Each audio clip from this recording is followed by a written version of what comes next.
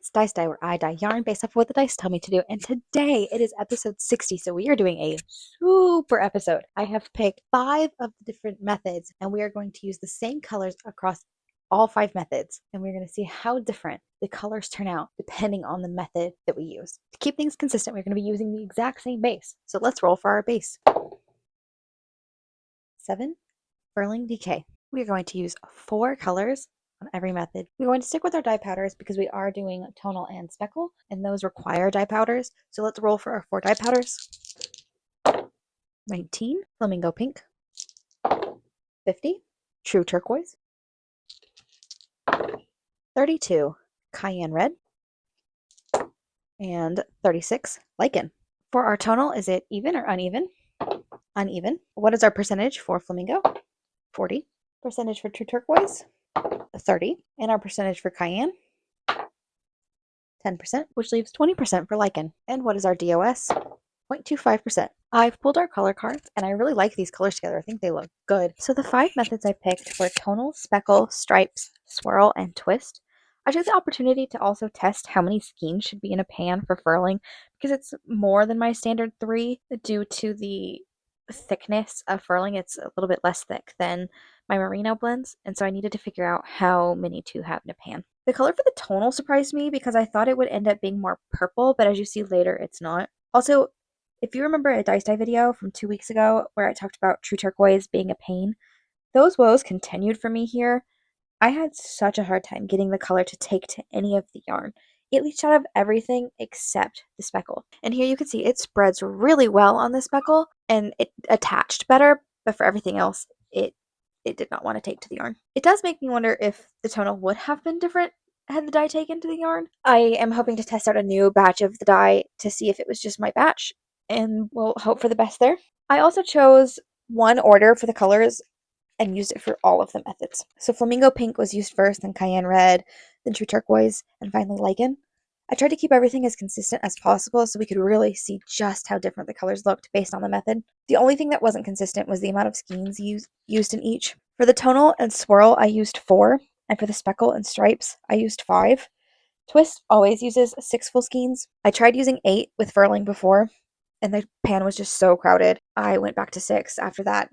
6 is just a really good number for a twist. But I have come to the conclusion that 5 skeins works really well for speckling, but 4 works better for the other methods. I'm going to talk more when I show off the skeins about why I think 4 is the better amount for the skeins in the pan, and why 5 is probably just a little bit too crowded for most of the methods. It might not be the case for swirl, but it definitely is the case for stripes, and it might still be something that I try again in the future, but for right now I think I'm just going to stick with 4 skeins in the pan. I had a lot of fun doing this experiment. I had been thinking about it since last year, and episode 60 gave me the perfect excuse to do a big episode, and it was a lot of fun to see how everything turned out. I did either accidentally not film myself pouring on the True Turquoise, or I lost that footage somehow. I'm not sure, but I am sorry that that is missing. We jumped straight from Cayenne into Lichen, and you will see that because I had so much trouble with this True Turquoise, we'll see how much color was left over in the pan. I don't like that much color left over in the pan.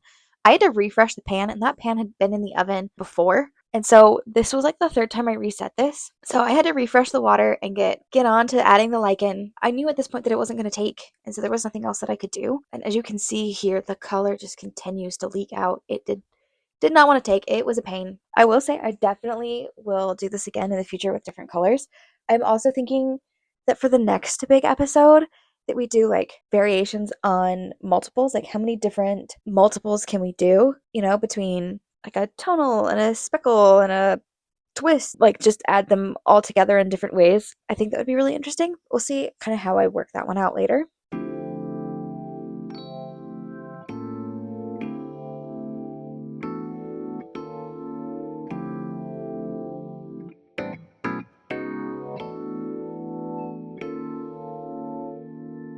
Okay, there's a plethora of yarn on this table, and here are how all of the different methods turned out. Here is swirl, speckle, stripe, tonal, and twist.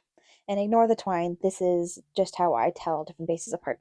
For me, I think that the stripe turned out the best. It looks so good. The other ones, especially the twist, look kind of muddled and funky. And I like the speckle.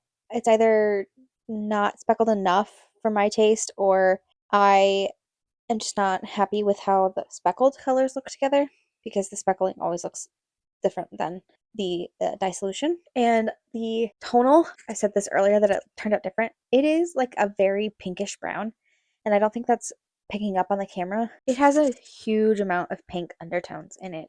It's still very much a brown, and you can tell that, but in person it looks very pink as well, which is a very interesting effect that it has. But I honestly thought this would be more purple, but it's just very pink.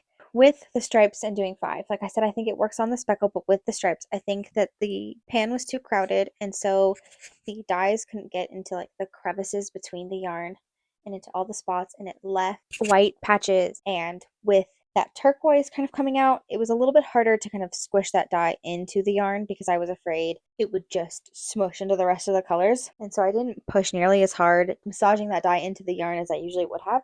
You can tell here it's a little bit lighter, but they're just bigger patches than what you can see while it's twisted. But I think that one's the prettiest. I think I like the speckle, but I think after that it would be the swirl. There's a little bit more color separation that adds interest, while there's just a little bit of blending, so it's not quite as muddled. Whereas in the twist, it's layered and layered on top of each other, so it is a little bit more muddled. It does remind me of one of our other dice dyes we did, the original Bastille Day, which I think was episode 7, before I changed it to exclude the yellow in it. This has those vibes, and I actually think I have a skein around here. So this one had a little bit more white in it than this one does, but this is the original Bastille Day. And then this is this episode. Yeah, they have very similar vibes to them, almost twins in some areas. Because this one definitely has more white, whereas this one doesn't, which is very interesting. I would have to go back and see which dyes were used in Bastille Day to see if we have any overlap. Because of the true turquoise and the fact that I haven't figured out if my new jar of dye powder works differently than my old one and actually works, and I'm not really in love with any of these colorways, I am more inclined to just put these in the shop, obviously at a discount, because the true turquoise is going to bleed and you are going to have to account for that when you wash it. Yeah, I'm more inclined to put these in the shop as in stock, not dyed to order. I can easily be persuaded in a different direction if we get enough comments and likes, and if people really like a certain colorway. Honestly, the like stripes is really the big one for me. So that you can see better, here is what it would look like. But yeah, you can see the bigger spots of white where that dye solution just did not get to. So tell me down in the comments which version of the colorway you like best, and if you would like any of these as dye to order. If not, these are going in the shop in stock. They'll all be listed under Dice Dye episode 60 with the dye method as the name, unless I can be persuaded to create a dye to order listing. Thanks so much for watching, and I will see you guys in the next one. Bye!